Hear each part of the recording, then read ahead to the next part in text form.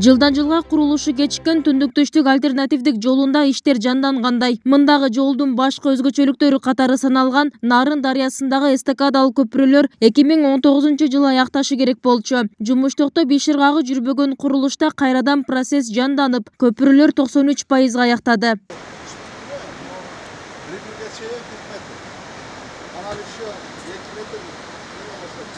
Кыргызстандын түндүгү менен түштүгүн бириктирген альтернативдүү жолду куруу иштери Казарман айылынан башталган. Бул жол Кочкор, Чаек, Көкөмөрен жана Казарман аркылуу өтөт. Ал эми андагы эки эстакадалык көпүрөсү Нарын дарыясынын үстүнөн өткөн. Муну Чайна Роуд компаниясы ишке ашырууда. Алардын жумуш ыргактары менен облус башчысы таанышты. Учурда иштер тынымсыз уланып, ушул жылдын сентябрь айынан жыл аягына чейин бүткөрүү пландалган.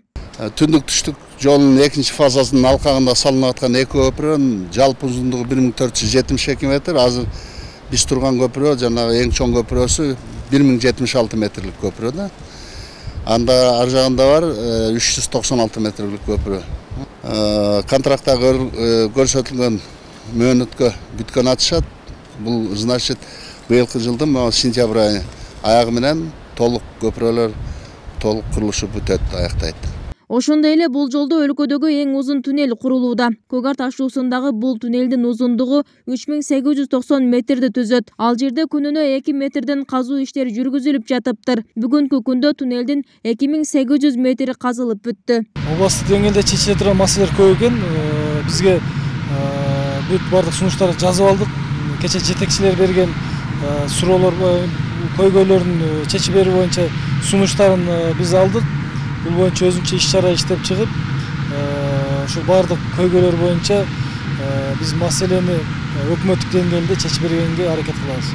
Балыкчы Жалал-Абад багытындагы 433 чакырымдык жол Кыргызстандын эгемен тарыхындагы эң ири долбоорлордун бири катары айтылып келет. Ири долбоордун курулушу 2014-жылы башталып, жалпы сметасы 850 миллион долларга бааланган. Бул жолдун курулушу 2018-жылы пайдаланууга берилиши керек болчу. Деген менен коомчулукта түндүк-түштүк унаа жолунун курулушу кымбатка түшүп, өз убагында бүтпөй жатканы сынга алынып келет. Жолдун курулушундагы алишемдиктерди депутаттык комиссияда текшерип чыкмай болгон. Аталган комиссияда жакында курулуш жүргөн аймакка келип кетишти. Өз көзүм менен көрүп келсе, манан ошого жараша көбүртпөй, сөбүртпөй сүйлөсөм деген аруу тилектер бар болчу. Бүгүн өз көзүм менен көрдүм. Өз көзүм менен көрдүм. Өтө чоң иш болуп жатканын айтып коюшум керек. Бул аша чапкандык эмес, бул мактагандык эмес, бул бирөөдү жактагандык эмес. Чын-чынына келгенде түндүк-түштүк жолу бул Кыргыздын ынтымагынын түбөлүктүүлүктүн жолу экен да. Ушундай жолду анан болгондо да кредитке куруп жатканда мен негизи ойлойм, бул туура эле. Жана Казарман менен Жумгал Кочкор жак биз жакка ачылганы быйыл күзүндө ишке берилип калышы мүмкүн дейт. А муну эмдеги жылы бүтөт экен. Мен деле эл сыяктуу айтып жүргөм буга чейин. Салбай деле койсоңор эмне кереги бар эле, тигмембей деп. Бирок аябай жакшы жол болуп, туура эле салып. Эми эл ар кандай ортодо сөздөр чыгып тигинтип атат, бирок көз менен көрүш керек экен.